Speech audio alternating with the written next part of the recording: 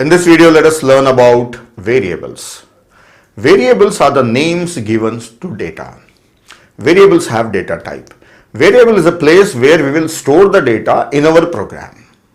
See, if we have data, then we can process upon the data, where to keep the data. So we take variables and store it. In mathematics also, we have the concept of variables. Like if you write any function, let us say f of x. What is this x? Suppose 3x square plus 4x. So what is this x? X is a variable. So whatever the value of variable is, we substitute here and get the answer. So the same concept, x can have some value. So that concept, right, is taken in programming also. So we have variables. So variable should have data type, means what type of value in. So let us see how to use variables. So here, suppose I want to store a roll number of a student. So roll number is which type? Integer type. It will not have a decimal point. The roll number is 2.5. No, it will be integer type. And that too, roll number will not be negative. So we will not be storing negative. But roll number will not be in thousands also. Just roll number 1, roll number 2, roll number 3 like this. 1 digit, 2 digit, 3 digit number at most. So we will take integer type. So I'll take a variable of type integer. So this is the method of declaring a variable. This is a variable name and this is the data type. So you have to declare the variable before using it in the program. So every variable must be declared and then only it is used. So now this means that this roll number is a variable which is of type integer, and at runtime this roll number will consume 2 bytes of memory. Roll number will consume 2 bytes of memory. This will take 2 bytes. I am showing it as a single box, but there are 2 bytes in this one. Because integer takes 2 bytes. If you say no 4 bytes, so it will take 4 bytes of memory. And we know very well that every byte in the memory will have its address. So let us assume the address is 200. So the next byte is 201. So these are 2 bytes actually. 200 and 201. So these are 2 bytes in which any number you store in this, it will be stored in the memory at runtime of a program. Next, I want to store something in that variable. Okay, you can store it. Suppose I want to store roll number 10, then you can say roll number assign 10. Now the value will be stored.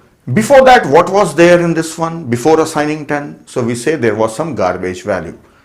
So now it will be storing 10. Garbage means unknown value. We have not stored it. It's already there. So for us, it's a garbage. Yes, we say it's a garbage value.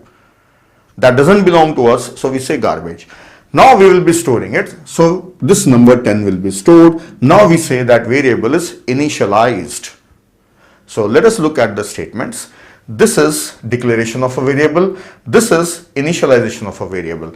And when you declare the variable and run the program, at running time, it will occupy memory and the value will be stored. Data will be stored in this one. So this is how variable is declared or initialized. Now let us learn one more thing. Is it possible that I want to initialize at that time only? Yes, you can assign 0 or 10 here also. So this will be declared as well as initialized. So variable is declared as well as it will have the value 10. It will not have a chance of getting garbage value. Now, little more. Suppose I want to have a variable to store a section or group A, group B, group C, like this groups are there. So I want to store group name. Group name is A or B something. So which type of variable I should take? Character type. Okay, declare a variable character type. Char group. And I want to initialize it. Okay, you can initialize A. Now one thing we learn here. This you cannot write it simply like this. You have to give it in quotes. So every character type variable should be enclosed in single quotes. It should be in single quotes. So this is the declaration and initialization. Now I want to store the price of some item, some product. Price is $12.75, suppose. Then which data type I should take? I should take float type. Is your number very large? No, not much large. So you don't need double.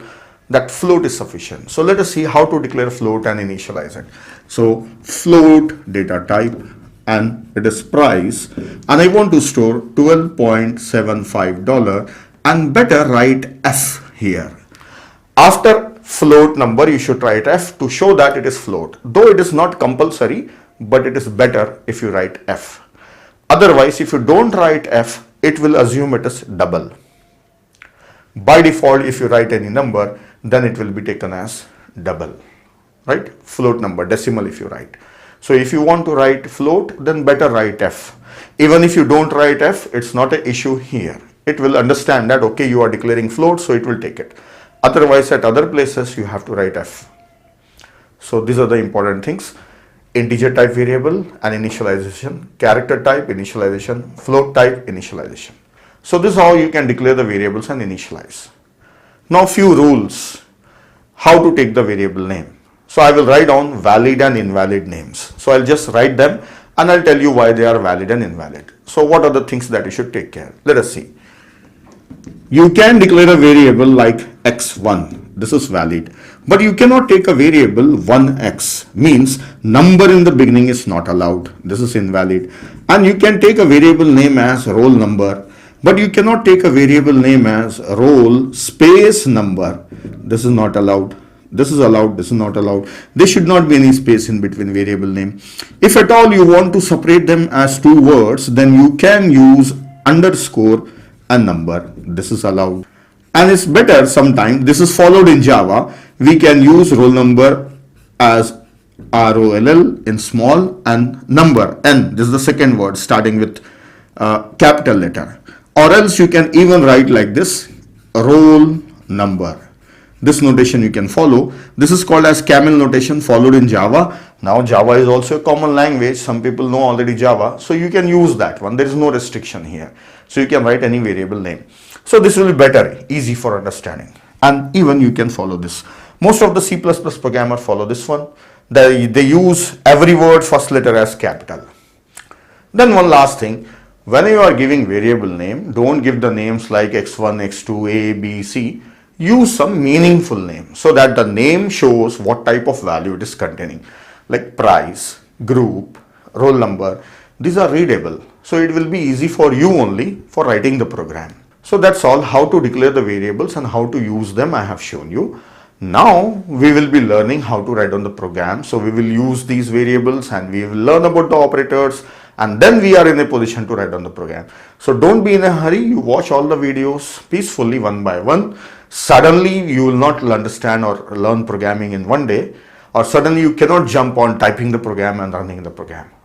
So be cool and follow the lectures one by one. This will build up your knowledge about the programming. Then you are in a position for writing the programs. So watch every video carefully, right? Don't miss any videos. So this is all about the variables and the declaration. Now more about the variables, each and everything in detail, going in minor details, you will find a section that is called as miscellaneous. You watch that one. But if you are a beginner, don't watch it now. After the end of the course, you watch it. Already you know basics of C programming or C++ programming a little bit, then you can watch that miscellaneous. So there is a video for data types and variables. Watch that one. So that's all in this video.